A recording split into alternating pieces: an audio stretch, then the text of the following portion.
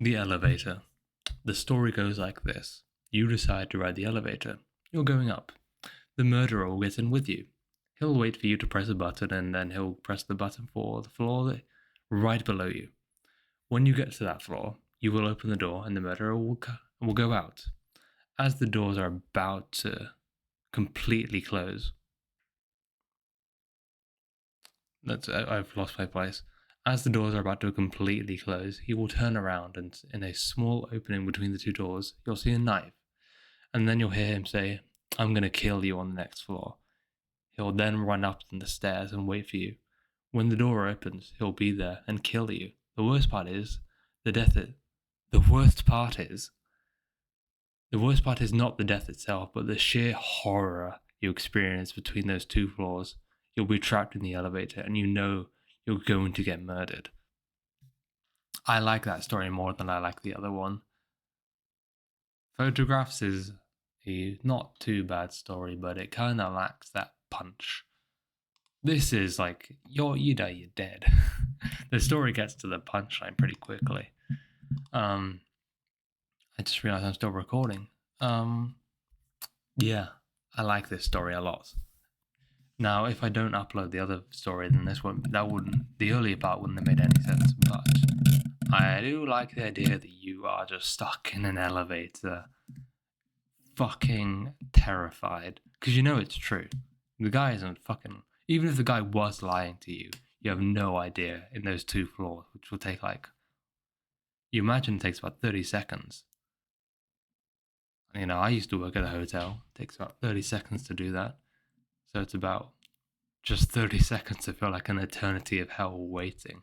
Now, of course, you can be a beta bitch and say like, "Oh, I'll just ring the emergency thing, and then the elevator will stop, and then I would escape and I'd kill him." That's not really the point of the story, though, is it? The point of the story is that you're so fucking terrified that you don't even consider that. You are just like, I'm dead. I'm gonna be dead. That's it. My story, all my hopes and dreams, all my aspirations and desires, all my wants and feelings, all the people I love, all the people that love me, that doesn't mean anything. I'm dead. I'm fucked. I'm gonna be murdered. I'm about to experience the worst pain imaginable that I probably ever felt and ever will feel, and that'll be it. And then I'll be dead, and I'll be gone, and there'll be nothing more. My life story will end up being that person who was murdered in an elevator. I'll be a news story, and that'll be it. My little blink of life will be nothing more than a victim. That's what you'll be. That's what the story is saying you will be. You will be the victim. You won't be the guy. You're not gonna be the guy who who pulls out a cord and strangles the murderer. You're dead, and you've got to come to that realization. That's just how I react to it, though. You could have a different interpretation of the story.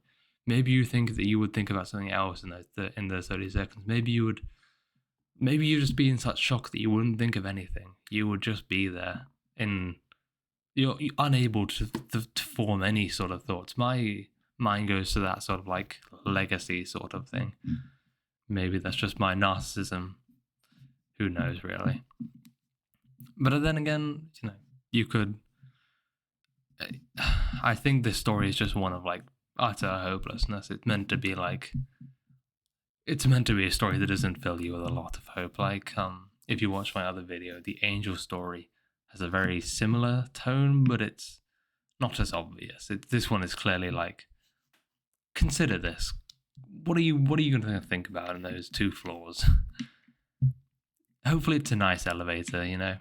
One with a bit of music going on to distract you at least a little bit. Unlikely, though. Oh yeah, I don't know why I consider this to be happening in a hotel. It's probably not. I imagine a lot of. I've never lived in an apartment complex, so I don't know. I just realised my pen is breaking. Anyway, but this shit, I'm just gonna read this. Well, I'm skimming through it. As the doors are about to close, you will turn around. You could almost imagine this as like the instructions to like writing a little game, couldn't you? Like going to a public toilet and seeing this written on the wall. Be really fucking disturbing. Though I don't think the people who write on bathroom walls are that creative.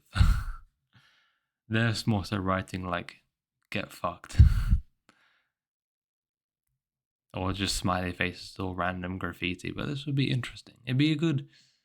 I'd say it'd be a good game. It wouldn't be a good game, but it'd be like a good. This would be a lot better as like a short film. But obviously, like not just this part. The thing that I read, not just that section. You would want like the entire like game to be like building up like your entire just like your normal day.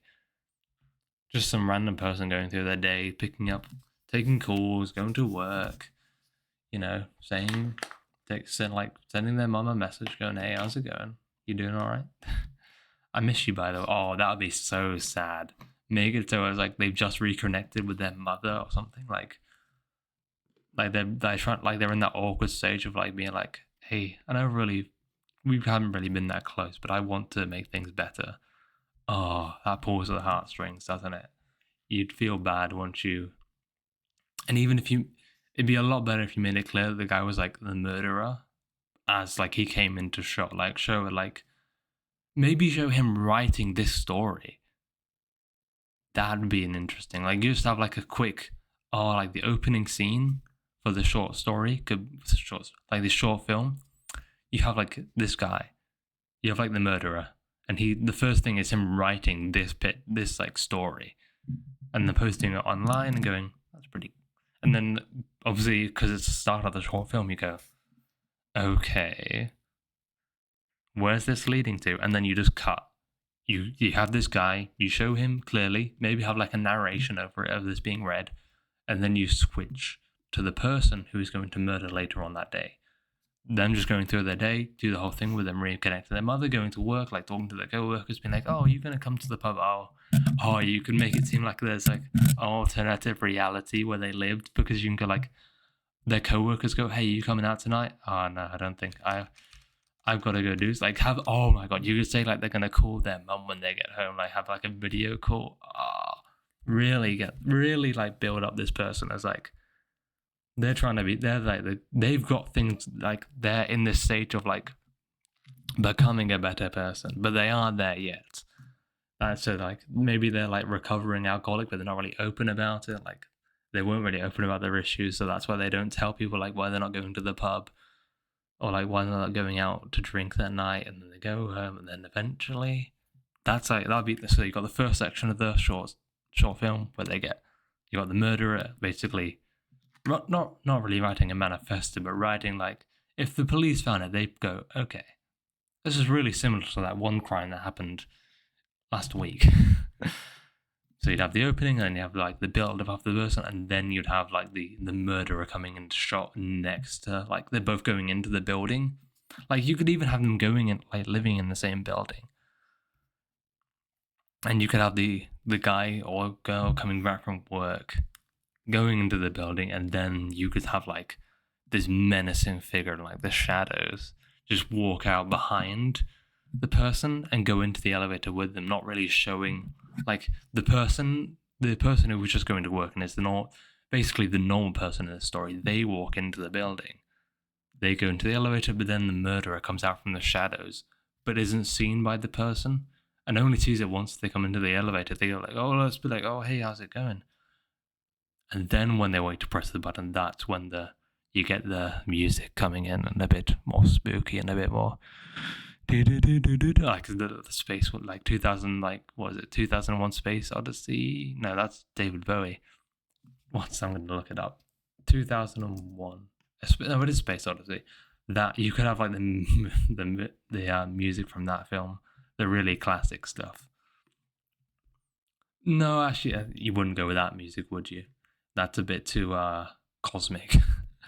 I'm gonna look at I have a horror playlist on my YouTube channel that I just it's got horror music on it. I was gonna do that really cringy meme music that I don't.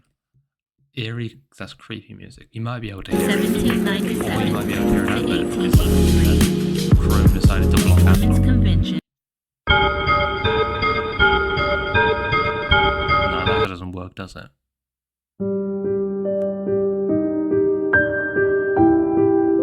No. That's not the right song.